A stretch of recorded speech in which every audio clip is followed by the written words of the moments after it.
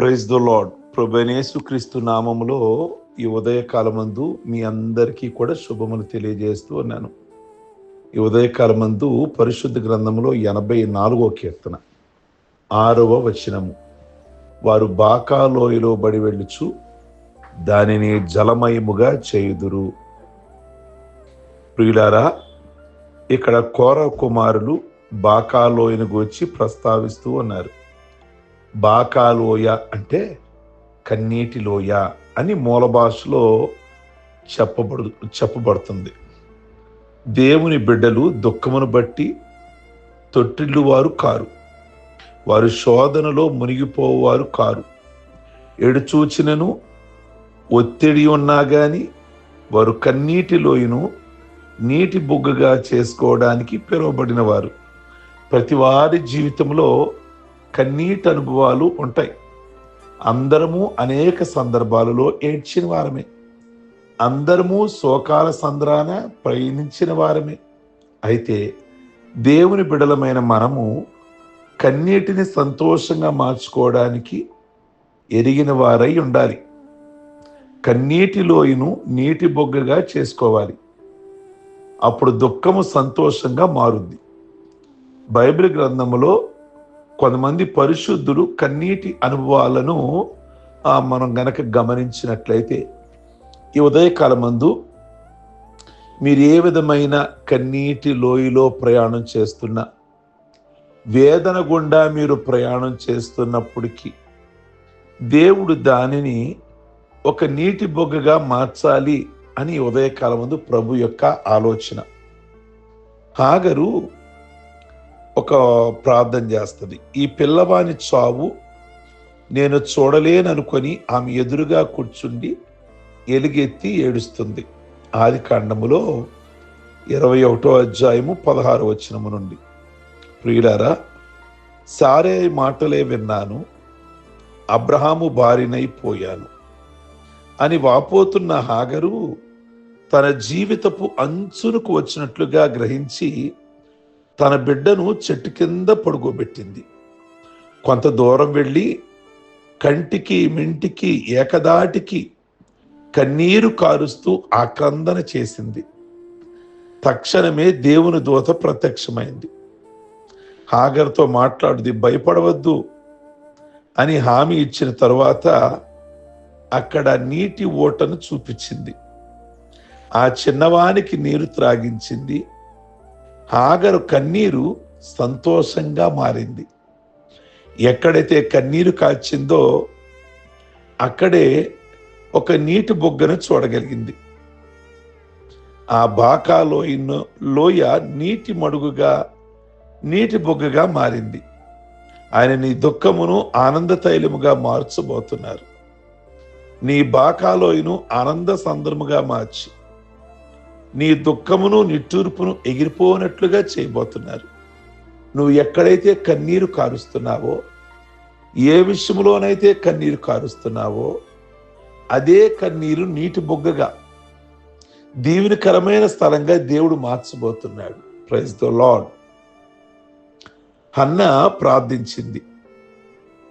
బహు దుఃఖాక్రాంతురాలనై వచ్చి యెహోవా సన్నిధిని ప్రార్థన చేస్తూ బహుగా ఏడుస్తూ ఉండేది. 1 సమూయేలు 1వ అధ్యాయము 10వ వచనంలో.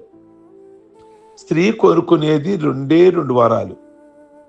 ఒకటి చల్లని సంసారం, రెండోది చక్కని సంతానం.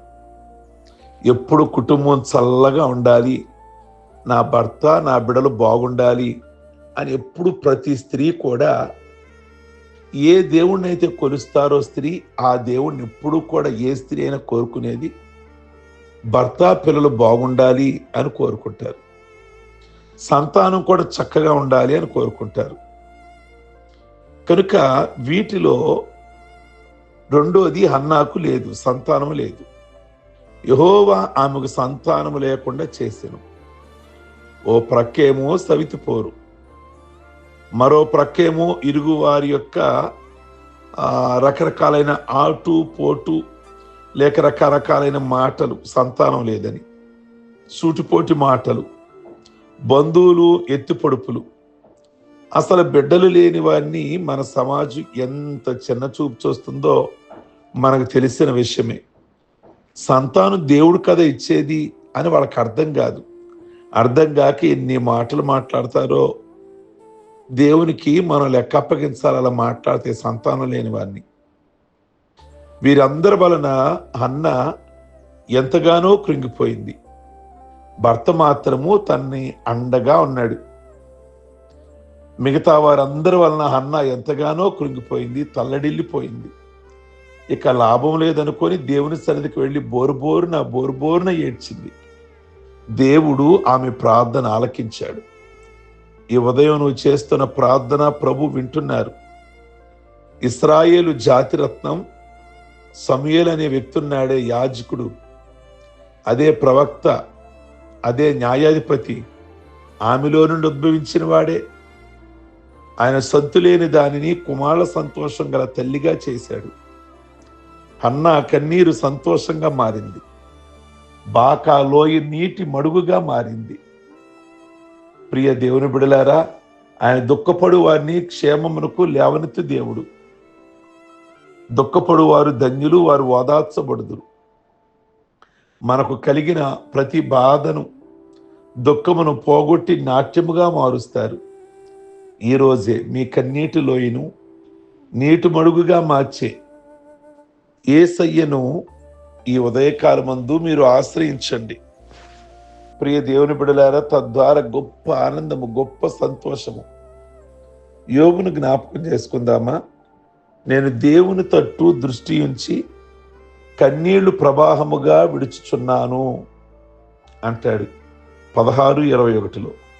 దీనులకు, తండ్రి లేని వారికి, బెదవరాండ్రకు సహాయకుడుగా ఉండి, గుడ్డి వారికి కన్నులై, కుంటివారికి పాదములై, దరిద్రులకు తండ్రిగా ఉండి వారిని సంతోషపెట్టిన వాడు యోబు.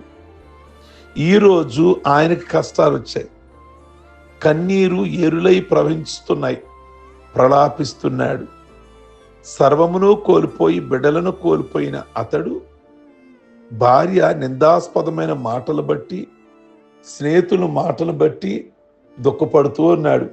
ఎంతమంది కన్నీరు తుడిచాడో ఆయన, ఎంతమంది ఓదార్చబడ్డారో యోబును బట్టి, ఎంతమందికి అండగా ఉన్నాడో, ఎంతమందిని బలపరిచాడో, ఎంతమందికి గుండె ధైర్యం నూరిపోశాడో.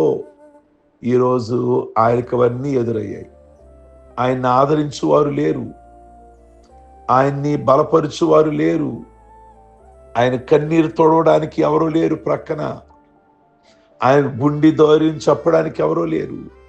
ఈ ఉదయకాలం ముందు మీ వలన చాలా మంది ఆదరించబడ్డారు, బలపరచబడ్డారు, ఆర్థికంగా స్థిరపడ్డారు.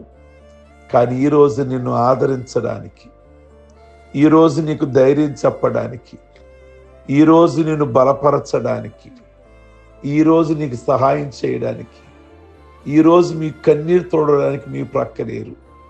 మీరు ఎంతమందిని ఆదరించారో, ఎంతమందికి సపోర్ట్గా ఉన్నారో, నేనున్నానని మాటలు చెప్పి ధైర్యపరిచారు. కానీ ఈరోజు మిమ్మల్ని మాటలతో ధైర్యపరచడానికి, మీకు సపోర్ట్గా ప్రార్థన చేయడానికి యోబులాగా ఎవరు లేరేమో. అయితే అతడు ఒక దినమున దేవుని కుమారుని గూర్చిన దర్శనం చూశాడు. నా విమోచకుడు సజీవుడు, తరువాత ఆయన భూమి మీద చూస్తాను, నా మటుకు నేనే చూస్తా, మరి ఎవరినో కాదు, నేనే కన్నులారా ఆయన్ని చూస్తా. ఎంత నిరీక్షణ కలిగిన మాటలు. మీరు యోబు యొక్క సహనమును గూర్చి విన్నారా? సహించిన వారిని ధన్యులు అనుకొనుచున్నాం కదా. యోబు తనకు వచ్చిన శ్రమలను, శోధనలను, బాధలను, దుఃఖమును ఎంతో ఓర్పుతో సహించాడు. లోకంలోని బాధలన్నీ తన కోసమై ఏకమై కష్టాలన్నీ ఆయన చూచి పండగ చేసుకున్నాయి. అందువలన సమస్తమును కోల్పోయిన యోబు మరలా రెండింతలుగా పొందాడు. యోబు కన్నీరు సంతోషమయ్యింది. కన్నీటి లోయ నీటి బొగ్గగా మారింది. దేవుని బిడ్డలారా, మీ కన్నీటిని ఆయన ఆనందముగా మార్చబోతున్నారు. మీ విలాపాన్ని ఆనంద కేకగా మార్చబోతున్నారు. నువ్వుకి ఏమాత్రము కన్నీళ్లు విడవరు మీరు. ఆయన నీ మొర విని నిశ్చయముగా నిన్ను కరుణిస్తాడు. ఆయన నీ మాట వినగానే నీకు ఉత్తరం ఇస్తాడు. కనుక మీ బాష్ప బిందువులను తుడిచి మీకు ఆనంద సంతోషములను దయచేస్తాడు. కనుక ఈ ఉదయకాలం ముందు మీరు ఆయన సన్నిధికి సమీపించి మోకరించి ప్రార్థించండి. మీరు ఏ విధమైన కన్నీరు కాచిన, ఏ బాకాలోయ గుండా, ఏ శ్రమల గుండా, అనారోగ్యం అనే శ్రమల, నిందలు అనే శ్రమల గుండా వెళుతున్నారా, లేక ఆర్థిక ఇబ్బందులు అనే శ్రమల గుండా వెళుతున్నారా? ప్రభు ఈ ఉదయకాలం మందు మీకు ఒక మేలు చేయాలనుకుంటున్నారు. ఏ స్థలములో బాధపడుతున్నారో అదే నీటి మడుగుగా, ఆశీర్వాదకరమైన స్థలముగా, అదే కన్నిటిని ఆనంద బాష్పాలుగా చేయడానికి సిద్ధంగా ఉన్నారు. ఈరోజు ఆయన వాగ్దానం ఇస్తున్నారు మీకు.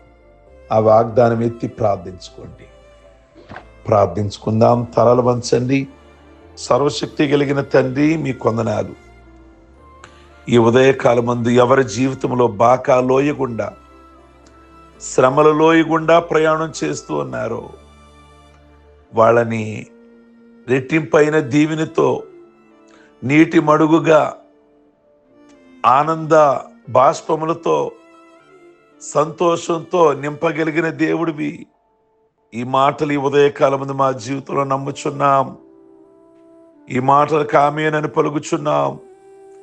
ప్రతి వారి గృహములో, ప్రతి వారి వ్యక్తి జీవితంలో ఇప్పుడే వారిని దుఃఖానికి బదులు ఆనందాన్ని, బాకాలోయ శ్రమల గుండా వెళుతున్న వారికి సంతోష ప్రయాణం గుండా నడిపించగలిగిన దేవుడు మీకే మహిమ.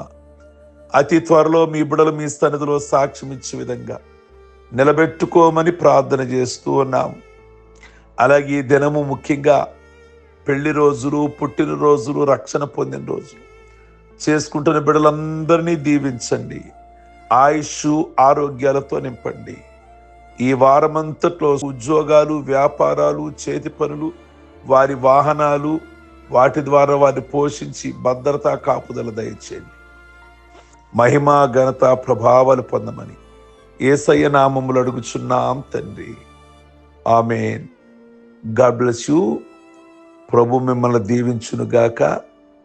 ఈ వర్తమానం మీకు దీవెనకరంగా, ఆదరణకరంగా ఉంటే ఎవరైతే ఆదరణ లేకుండా ఉన్నారో వారిని బలపరచడానికి ఈ ప్రభు మాటలు వారికి ఫార్వర్డ్ చేయండి. లైక్ బటన్ మర్చిపోలేదు కదా. మీరు ఏ విధమైన మేలు పొందుకున్నారో చాట్ బాక్స్లో తెలియజేసి అనేకులకు దీవెనకరంగా ఈ పరిచయను కొనసాగించమని మనం చేస్తున్నాం. God bless you. ప్రభు మిమ్మల్ని దీవించును గాక.